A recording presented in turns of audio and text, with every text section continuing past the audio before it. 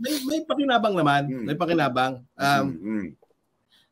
Yung sinasabi ko kanina, merong maraming pag-ulan na maliit at katamtaman na gumagawa ng maliit na baha, no? At katamtamang baha.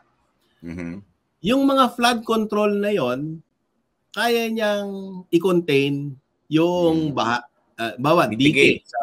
Kaya niya i-contain yon. Kung wala yon, maaaring mapinsala din yon. Diba? At madalas ang pinsala. Maliit nga lang baha, pero yung mga nasa gilid na pwedeng tatamaan, mapipinsala kung wala nung flood control na yon. Pero, maintindihan dapat natin din na kapag dumating na yung gaundoy, na once every 100 years. Kasi yung design nung sinasabi kong maliliit at katamtaman, once every 25 years or once every 50 years, yung mga dike na yon sa gilid ng ilog, yun yung mga katamtaman at maliit.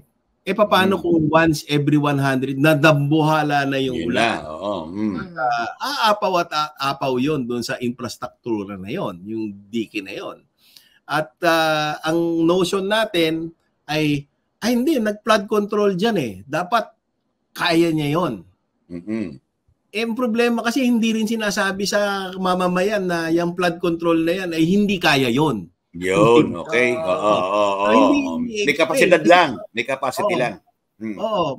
May hangganan yung flood control kasi masyadong mataas yung presyo kapag kaya niya yung gaundoy na baha o karina na baha, di ba? So, dapat ini-explain yon. Hindi ko alam kung bakit hindi ini-explain ng mabuti yon. Dapat ini-explain ng mabuti yon. Pero bukod doon sa sinasabi ko na yan, hindi lahat ng solusyon ay semento. Yan, okay. Yan. Kailangan planuhin mo muna. Alamin mo muna yung layout ng kalupaan. Saan ba tayo makakatipid? Saan ba natin dapat hindi tatayuan para nandyan talaga yung tubig para kung may problema pang dagdag, yun na lang ang lalagyan natin ng semento. Gagawa natin ng dike, di ba? Ang tawag doon, residual risk. Lumiliit ang budget mo sa flood control kung plinano mo ng tama yung syudad. Yun. Yun. So, kaso, yun, sorry po. Ayun nga, yun, alam na natin. Dali lang, Michael. Sige lang. Mira dyan, no? Sige lang. Gamitin muna natin yung, di ba? Pag-aralan mo muna, di ba?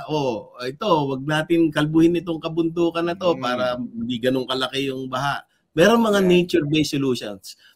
Itong floodplain na to, wag muna natin tayuan ito kasi gawin natin yung park para dyan po aagos yung tubig para hindi napipinsala yung mga bahay, di ba? Nangyayari yan, pag plinano mo ng mabuti, tapos merong, hindi na natin magawa ng solusyon to. Kailangan na natin ng dike dyan. Okay?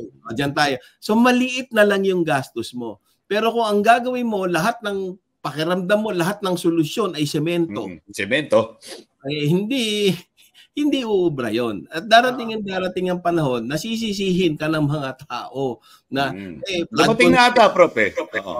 Bilyon-bilyon naman ang ginagastos dyan. Ano ba naman yung mag-invest ng bilyon lang, kahit 1 bilyon lang sa siyensya?